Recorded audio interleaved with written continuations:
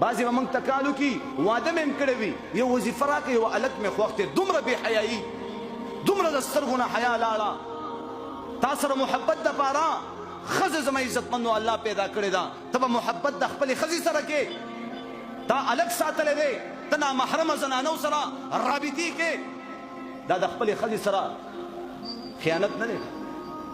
چې خپله ښځه کور والا دې شته په کور کې تا ته انتظار کې ده او ته چې کوم دی نورو ښځو پسې ګرځه ته هلکان ساته په مختصرو الفاظو کې زما عزتمندو قسم په رب العالمین د اسمان را غورځېږي چې کله نارینه د نارینه سره بدکاري کوي او دغه خوند یو هلک دی هغه چهرې ته ته د خوند په نظر ګوري او د هغه نه خوند او لذت اخلي قسم په رب العالمین دا دومره لوی عذاب دی